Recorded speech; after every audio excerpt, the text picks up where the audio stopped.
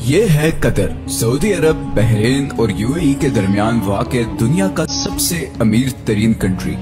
इतना अमीर कि इसकी पर कैपिटा इनकम है $1,28,000, जो कि अमेरिका, सिंगापुर और इवन पड़ोसी अरब ममालिक जैसे कि यूएई और सऊदी अरब वगैरह से भी कहीं ज्यादा है। बड़ी बड़ी बिल्डिंग्स, शॉपिंग मॉल्स, महंगी गाड़ियाँ, इसीलिए कतर को मिडिल ईस्ट का वेगस भी कहते हैं। लेकिन कतर हमेशा से ऐसा नहीं था। चंद साल पीछे चले जाएं तो कतर सिर्फ एक तपता हुआ सहरा था जिसमें गुर्बत, भूख और बोरियत के अलावा कुछ नहीं था। तो फिर ये इतनी बड़ी ट्रांसफॉर्मेशन कैसे हुई? जो देश सारे अरब कंट्रीज में सबसे गरीब था, आज दुनिया का अमीर तरीन देश कैसे बन गया?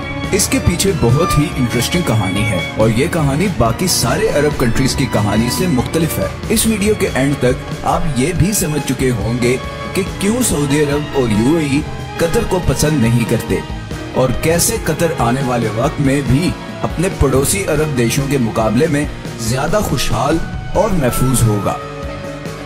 ये कहानी शुरू होती है 1916 में, जब कतर के अमीर अब्दुल्ला अल सानी ने ब्रिटिश के साथ एक ट्रीटी साइन की, जिसके मुताबिक ब्रिटेन ने कतर को किसी भी जमीनी या समुद्री हमले की सूरत में डिफेंड करना होगा और कतर बदले में अगले 25 साल तक ब्रिटिश कॉलोनी का हिस्सा रहेगा और यहाँ से निकलने वाले हर नेचुरल रिसोर्स में ब्रिटेन का शेयर होगा। 1940 में कतर में सबसे पहली ऑयल फील्ड डिस्कवर हुई। 1960 तक कतर में तेल की खोज और उसे जमीन से निकालने का काम उरूज पर था और कतर के हालात आहिस्ता आहिस्ता बदलने शुरू हो चुके थे, मगर अभी भी कोई बहुत ज्यादा तब्दीली नहीं आई थी।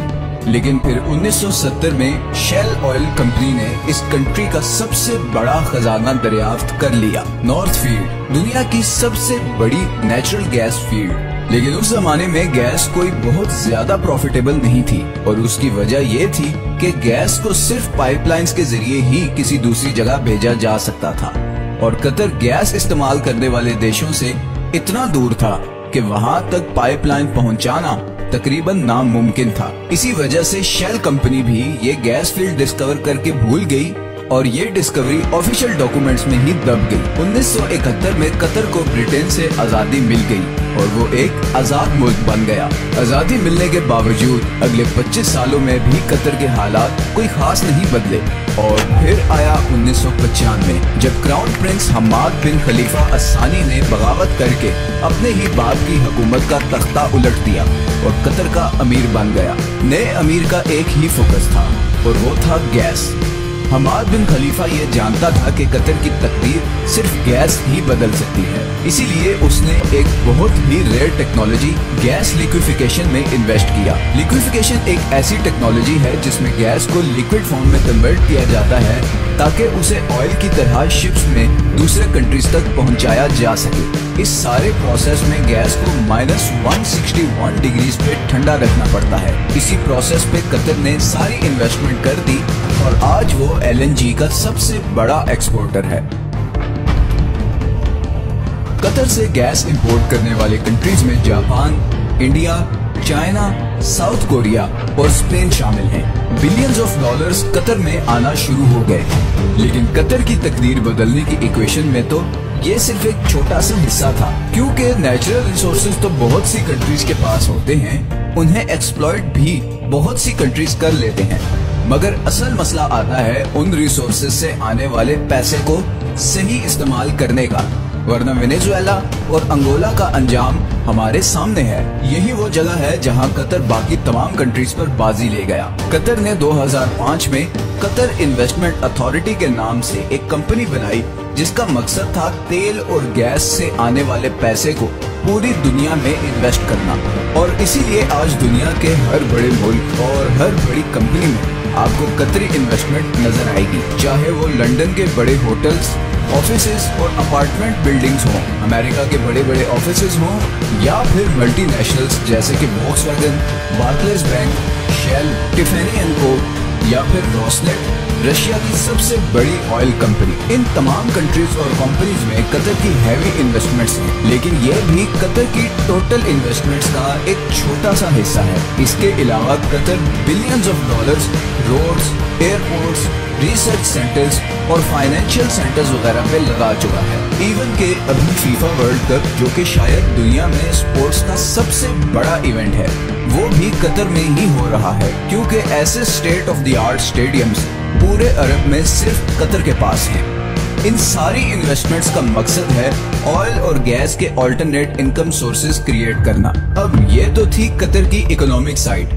दूसरी तरफ इंटरनेशनल पॉलिटिकल इन्फ्लुएंस हासिल करने के लिए कतर ने दुनिया का सबसे बड़ा अरब मीडिया नेटवर्क शुरू किया, जिसे आज हम अल जजीरा के नाम से जानते हैं। असल में बहुत सालों तक कतर सऊदी अरब के कंट्रोल में था और नए अमीर खलीफा बिन हमाद ये अच्छी तरह जानता था कि अगर कतर ने दुनिया में एक मकाम बनाना है तो उसके लिए उसकी एक अलग से पहचान बहुत जरूरी है। पूरी दुनिया तक कतर की आवाज और उसका नैरेटिव पहुंचाने में अल जजीरा ने एक बहुत जबरदस्त रोल प्ले किया है।